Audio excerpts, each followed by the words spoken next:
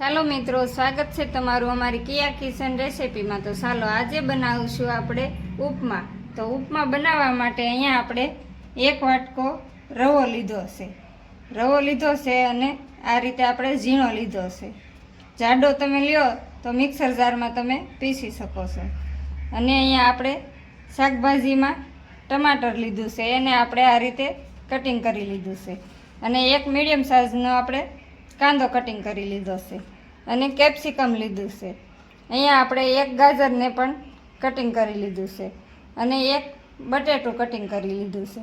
અને વઘાર કરવા માટે આપણે અહીંયા હિંગ લીધી છે 1 ચમચી અને 2 ચમચી આપણે અડદની દાળ લીધી છે ને આ આપણે 1 ચમચી આપણે ચણાની દાળ લીધી છે। અને નમક જોશે આપણે સ્વાદ અનુસાર। તીખાશ માટે આપણે લીલું મરચું કટિંગ કરી લીધું છે।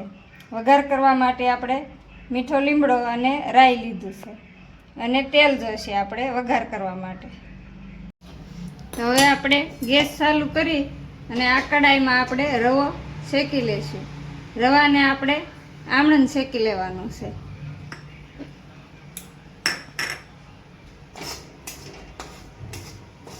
આ રીતે આપણે શેકી લેવાનું છે, આમાં કાંઈ આપણે નાખવાનું નથી, કોરે કોરો આપણે શેકી લેવાનો છે।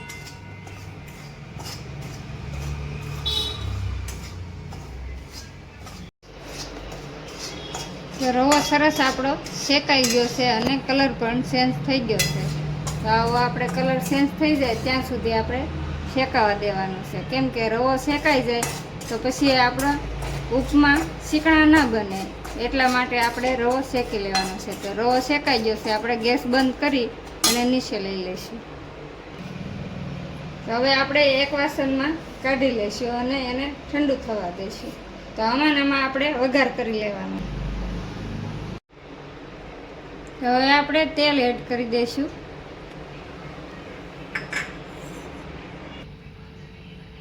તો હવે આપણે રાઈ એડ કરી દઈશું।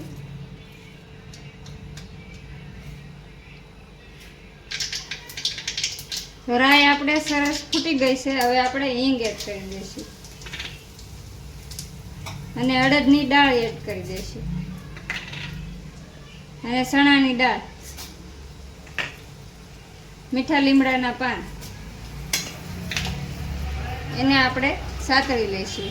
અડદની દાળ અને ચણાની દાળ બ્રાઉન કલરની ના થાય ત્યાં સુધી આપણે થવા દઈશું। કલર ચેન્જ થઈ જાય ત્યાં સુધી આપણે સાતળી લઈશું। તો સરસ કલર ચેન્જ થઈ ગયો છે અને દાળનો। તો હવે આપણે કાંદા એડ કરી દઈશું।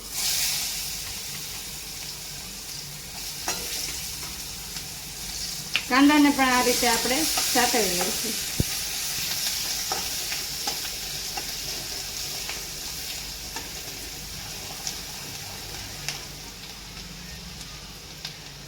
હવે આપણે બટાટા એડ કરી દઈશું।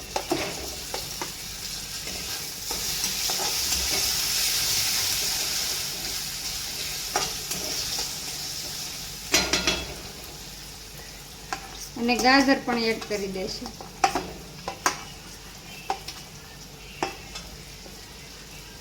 અને કેપ્સિકમ।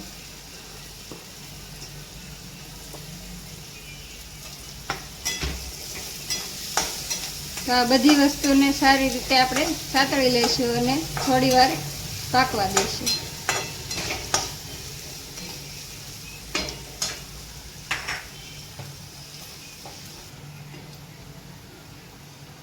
તો સરસ આપણા શાકભાજી સરસ પાકી ગયા છે। તો હવે આપણે મરચાં એડ કરી દઈશું અને ટમેટા એડ કરી દઈશું।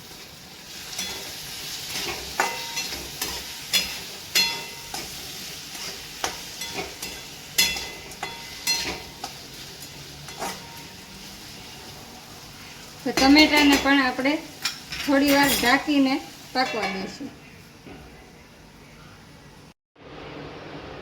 તો 2 થી 3 મિનિટ થઈ ગઈ છે, હવે આપણે જોઈ લઈશું। તો સરસ આપણી શાકભાજી તળતા છે, સ્મેલ સરસ આવે છે। તો હવે આપણે નમક એડ કરી દઈશું।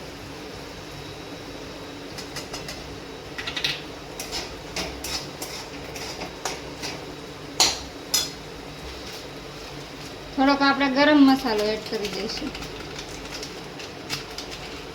ગરમ મસાલો નાખવાથી ટેસ્ટ સરસ આવે છે.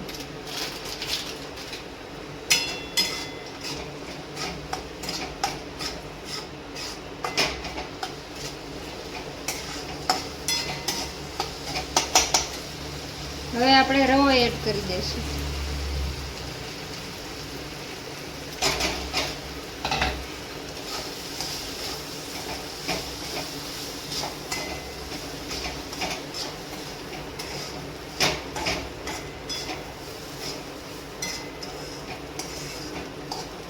રવો એડ કરીને આ રીતે આપણે સાતળી લઈશું. પાણીમાં રવો એડ કરશું તો આપણે એમાં ગાંઠા વળી જશે. મસાલામાં એડ કરશું તો આ રીતે આપણે રવો છૂટો છૂટો થઈ જશે. તો હવે આપણે પાણી એડ કરીશું.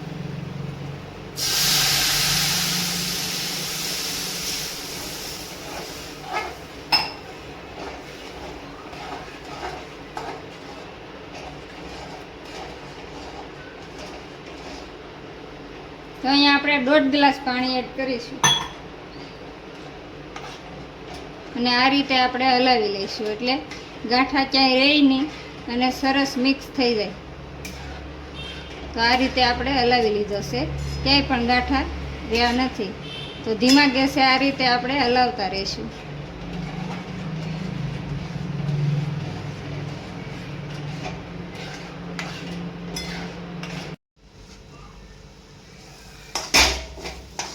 તો આ રીતે પાણી બધું આપણું સરસ માપે થયું છે. 1.5 ગ્લાસ પાણી આપણે જોયું છે.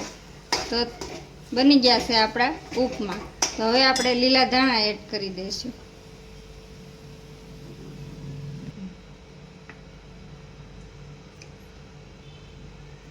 તો લીલા ધાણા એડ કરી ગેસ બંધ કરી આપણે નીચે ઉતારી લઈશું.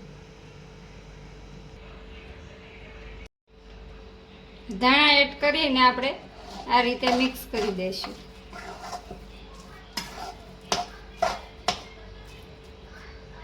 તો તૈયાર છે આપણા ઉપમા. તો આપણે આ એક બાઉલમાં કાઢી લઈશું. તો તમને કેવી લાગી મારી રેસીપી? મારી રેસીપી પસંદ આવી હોય તો લાઈક કરજો, શેર કરજો અને સબસ્ક્રાઈબ કરવાનું ભૂલતા નહીં. કોમેન્ટ કરીને જણાવજો કેવી લાગી ઉપમાની રેસીપી.